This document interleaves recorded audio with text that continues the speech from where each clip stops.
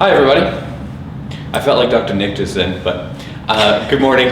Welcome to Coffee Talk this week of November, and we're about halfway through November, and we are releasing this morning here on Thursday, which is Remembrance Day, and so hopefully you have taken some time to consider and to remember and to be thankful and to honor those who have served, and we want to be thankful for that kind of thing, and we want to invite you into the life of Lakeview and what's happening around us and in us, and that's why we do this coffee talk, is just to connect you in and to connect others. And so thanks for hanging out with us. Hopefully you have a coffee or a tea or something like that.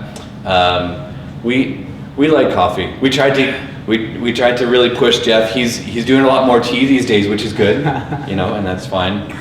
We get a little bit coffee snobbish, but hopefully you're enjoying your morning. A couple things we want to just bring to your attention. We've said it for a couple weeks now. We're coming down to the end where this coming Sunday on November 14th, we are collecting all the shoeboxes. That's kind of the final day to bring it in, hopefully by this Sunday. Bring shoeboxes in, and we want to just pray for them and just be thankful for what God is doing through them. Not just for the blessings that we have, but really for the way that God is using such a simple thing to change people's lives all around the world in making connections. Much like we saw with Gain this last summer, like you can use a simple thing like water. Right? Water can change a person's life, and it allows a connection. It allows the opportunity to bring the gospel to somebody eventually through water, right? And sometimes you got to start with a shoebox. Sometimes you got to start with just a gift of love, right? And that's one of the things we're excited about this week. So we're going to collect them for sure by Sunday. If for some reason you don't get it in, which we hope that you will get it in by Sunday, you can drop it off next week until next Thursday at the very, very latest. And then we're going to be taking all the boxes that have been dropped off here to the West Side location. And so try and get your boxes in as soon as you can, and we'll take care of it and get it to where it's needing to go. So that's Sunday morning, this Sunday the 14th. And yeah. Mm-hmm. Sunday night, you've been seeing in the bulletin this last week, and we wanted to kind of get a little bit more specific about Sunday night. And so we're calling it People, Prayer, and Praise, because we like alliteration. That's something that pastors do, whether you only old school pastors. I will tell you, the seminaries are saying, don't do it. Don't do it. You lose people. It's not actually in the Bible. But yeah. But anyways, it helps a little bit. Jeff's an old soul. But not enough. Like if you said we are the 3 Ps or something like that, nobody's gonna remember. Well, it's better than 2, because then you don't have kids going, PP night? But anyways, Jeff, why don't you should really unpack that for us before we get further off the rails. Yeah, thank you. People, prayer, and praise. We've been talking about being a prayer-led, spirit-empowered family all year. And so what does it mean to be prayer-led? Well, we need to be praying together. I know that you pray, but when you come together, there's something special about praying together. The 3 of us do that once a month. We set aside several hours just to pray for you and for our church and for each other. And it's a powerful time, and so we want it not for several hours, maybe about an hour. We want to be together on Sunday night and talk about praise. We're going to focus in on praise this time. We hear a lot about praise in the Bible, and what actually is praise? What's the difference between praise and thanksgiving? How do you praise? How do you use the Bible to praise? What does all that mean? We're gonna talk a little bit about it, practice it.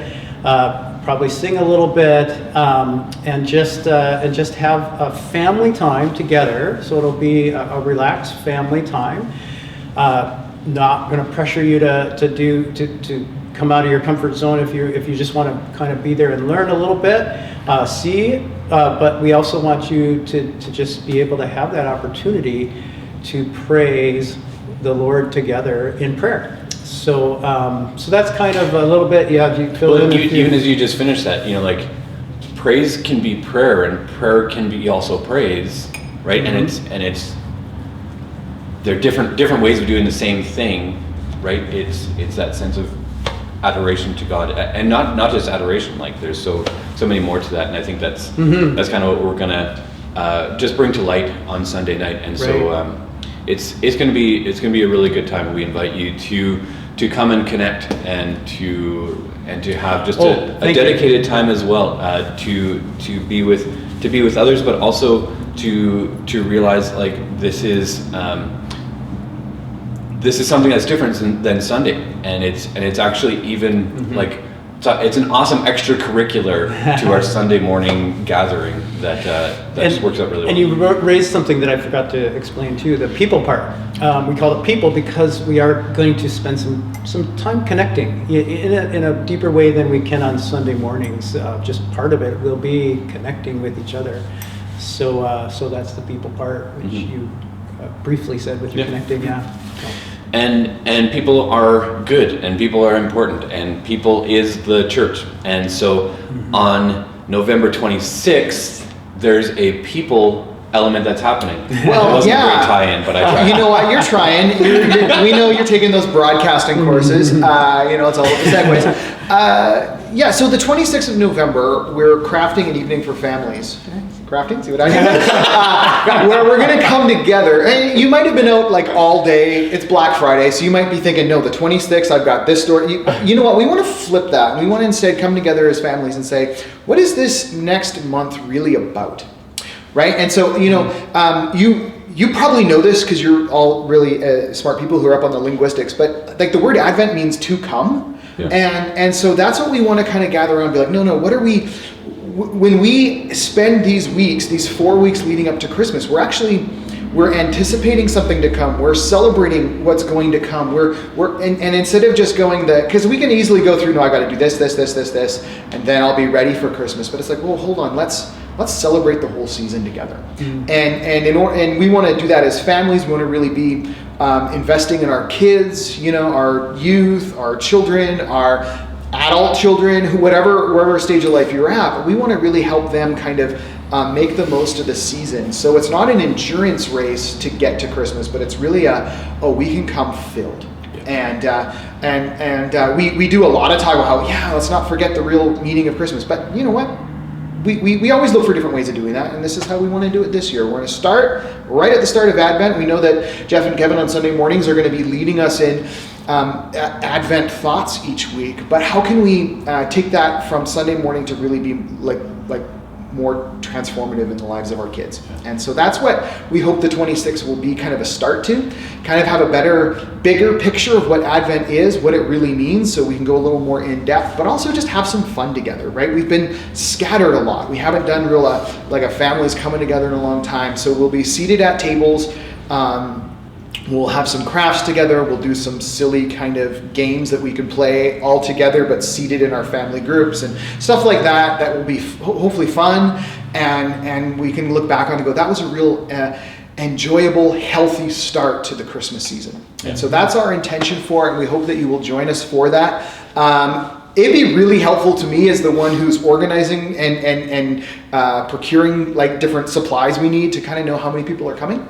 So if you're on Facebook and part of the Facebook group, you can certainly say that you're coming to the event that way. Or if you're not, send me an email or the church office an email or phone call to let us know. And I learned something really weird about Facebook. And I think it's that I'm not meta enough or whatever, because I set up the event, and on my phone, my computer at home, and my desktop here, I had the time all set to go from 6:30 p.m. to 8 p.m., hour and a half. I started getting all these notes from people saying, hey, why is it starting at 5:30? That's really weird. And I went, it doesn't, it starts at 6:30. And they went, well, Facebook says it's 5:30. So, or whatever, no, 7:30 was the other way. They're like, why does it start at 7:30? That's kind of like, so I had to So I don't know, maybe others, now I changed the time. That's what I'm trying to say. I went in, I'm like, okay, if it's an hour later for people, so for me it says it starts at 5:30. So here's the thing, it starts at 6:30. We've thrown a lot of numbers out there. It starts at 6:30. Forget what Facebook says. If it says anything else, it starts at 6:30 and we're gonna aim to be done by 8 kind of thing, so that it's not too terribly late, because nothing says let's start the Christmas season well, like totally exhausting our kids so they're just grumpy for the next 3 weeks. But anyways, that's it. It's 6:30 is when it starts, and put it on your calendar. It's pretty much engraved in stone, and we look forward to seeing you there. Please let us know if you're coming. My brain turned inside out this last weekend trying to connect with a friend of mine who lives in Ontario. Because it was time change as well, so I had to think hard. But wait, is that an hour before? No, because we're not time changed yet. And then it would be absolutely bonkers to do it like at midnight here. You're like, what time is that in Ontario? If did they time change yet? And like, is it 4 hours? Yeah. I also learned that there's a difference between MST, Mountain Standard Time, and MDT. Right, Mountain Daylight Time. Oh. Yeah. Just mess with me. So that's your research for this week. Go check out different time change things. But hope you're having a good Remembrance Day today, and we will talk to you Sunday, and we'll connect on all this stuff. Take care.